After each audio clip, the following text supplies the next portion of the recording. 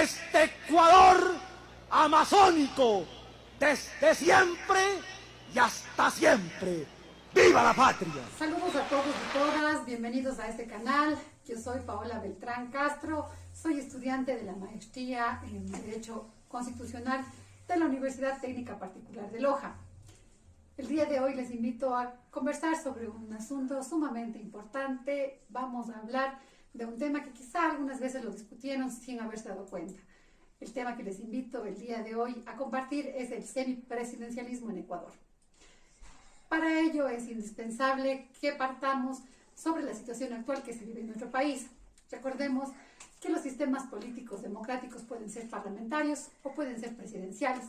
En el caso ecuatoriano, el presidente se designa por elección popular para 4 años en funciones y además no puede ser destituido libremente por el Parlamento. Por lo tanto, conforme nos enseña el profesor Giovanni Sartori, en el caso ecuatoriano el sistema es presidencialista.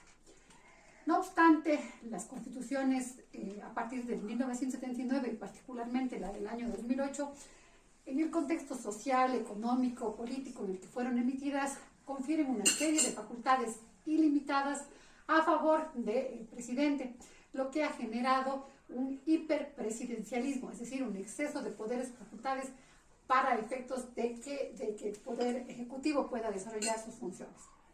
¿Cuáles son estos poderes que se confieren en exceso a favor del Ejecutivo? Podemos señalar unos ejemplos. El poder de veto. Cuando la Asamblea Nacional discute una ley en segundo debate, esta ley pasa a conocimiento del presidente para que lo sancione u objete. Entonces es una facultad que se le confiere al Ejecutivo. Además de ello, tenemos el poder de decreto. Se les confieren ciertas facultades legislativas al presidente, por ejemplo, que emita decretos leyes, que emita decretos para la organización de la administración pública y además que pueda decretar el estado de excepción. Sumado a ello, tenemos el poder de iniciativa. En Ecuador, solo el presidente de la República es el capaz de emitir leyes que puedan crear, modificar o suprimir impuestos. Además de ello, solo al presidente se le confiere la facultad exclusiva de emitir proyectos de ley en urgencia económica. También tenemos que al presidente se le confiere el poder del referéndum. Cuando el presidente lo estime conveniente, puede solicitar al Consejo Nacional Electoral que convoque una consulta popular, entonces una prerrogativa adicional que se ha conferido a favor del presidente. Y finalmente, uno de los poderes más relevantes que se les confiere al presidente es el poder de disolución de la Asamblea Nacional. El presidente puede disolver la Asamblea Nacional previo a un procedimiento que se encuentra establecido en la Constitución cuando considere que se atribuyó funciones que no le competen. Entonces, esta suma de poderes conferidas al Ejecutivo, sumado al hecho de que el Legislativo, la Asamblea Nacional, ya no designa autoridades de control como el fiscal general, el contralor, el procurador, el defensor del pueblo, los defensores públicos, sino solamente los posesiona, hace que se genere en el caso ecuatoriano el hiperpresidencialismo, lo que ha devenido además en crisis social, política, en ingobernabilidad y además en inestabilidad. Debo también sumar que al disminuirse las facultades para nombrar autoridades de control, se ha disminuido la rendición de cuentas o la contabilidad social que precisamente permitía la fiscalización y el control sobre los actos del gobierno, lo que ha devenido en corrupción. Esta es la situación que vive el Ecuador. Considero que para efectos de limitar el poder excesivo que se ha concedido al presidente, para efectos de conseguir sobre todo un gobierno eficaz y eficiente, la propuesta que plantea el profesor Giovanni Sartori es la más adecuada y no va a implicar en el caso ecuatoriano ni un salto al vacío, puesto que nosotros tenemos experiencia en el manejo del sistema presidencialista. La propuesta que les traigo entonces es la aplicación del semipresidencialismo alternativo en Ecuador. Ustedes dirán, ¿qué es el semipresidencialismo? Este sistema democrático se caracteriza por lo siguiente. En primera instancia tenemos al presidente que es elegido por votación popular, directa o indirectamente, y para un periodo determinado. En el caso ecuatoriano seguiría siendo igualmente 4 años. Luego tenemos que existe un primer ministro que es nombrado por parte del Parlamento, el cual ejerce las funciones de jefe de gobierno, tiene capacidad para nombrar a sus ministros y está sometido al control y censura por parte del Parlamento. Entonces, como vemos, el presidencialismo establece una estructura dual de poder: presidente, jefe de Estado, y primer ministro, jefe de gobierno. Pero esta estructura dual puede ir alternándose en el tiempo conforme el desarrollo o el desempeño en el gobierno, de tal forma que establece un equilibrio de poderes, pero también una alternación en el poder que paso a explicar.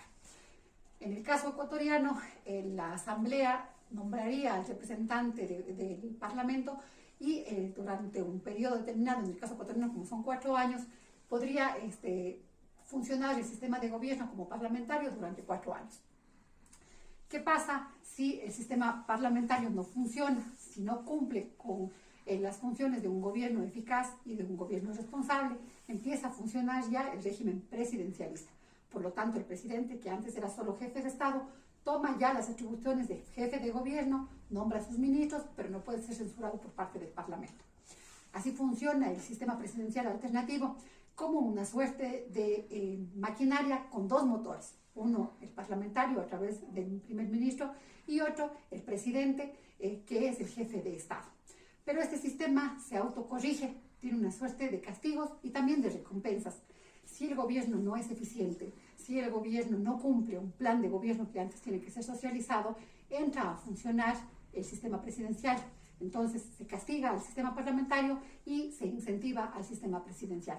Por eso decimos que no puede durar todo un periodo de 4 años un sistema un gobierno que no funcione, porque se castigaría y enseguida empezaría el presidencial y el Parlamento ya no tiene el poder para censurar al presidente. ¿Cuáles son las ventajas del sistema semipresidencialista? Las ventajas fundamentales son las siguientes. En primer lugar, que van a limitar la vulnerabilidad del presidente. En el caso ecuatoriano, el presidente es jefe de Estado y jefe de gobierno, por lo tanto se ocupa de las cuestiones de política interna y de política externa. Esto hace que su imagen se desgaste y luego genera inestabilidad. En el caso particular, al dividirse las funciones y al tener un reparto de funciones específico, cada uno va a asumir su rol y por lo tanto se genera mayor certidumbre en el ámbito político. Otra ventaja, en el caso particular ecuatoriano, que tiene relación con la rendición de cuentas, es que a través del sistema semipresidencial el Parlamento puede exigir cuentas al primer ministro. No olvidemos que además él está sujeto al voto de confianza y al voto de censura por parte del Parlamento, lo cual hace que se supere cualquier problema que pueda relacionarse con corrupción. En el caso ecuatoriano, no olvidemos que para efectos de que la Asamblea llame a juicio político al presidente, se requiere una de las tercera parte para la solicitud y 2/3 partes para la destitución. Finalmente, en los casos de inestabilidad política o de crisis política, el semipresidencialismo no sugiere la aplicación de la muerte cruzada, que es la figura que se establece en la legislación ecuatoriana. Lo que pasa es que el semipresidencialismo es un sistema que, como indiqué anteriormente, se autocorrige. Por lo tanto, si no funciona el parlamentarismo, funciona el sistema presidencial y en este caso se refuerza la aplicación de este sistema y permite un gobierno eficaz.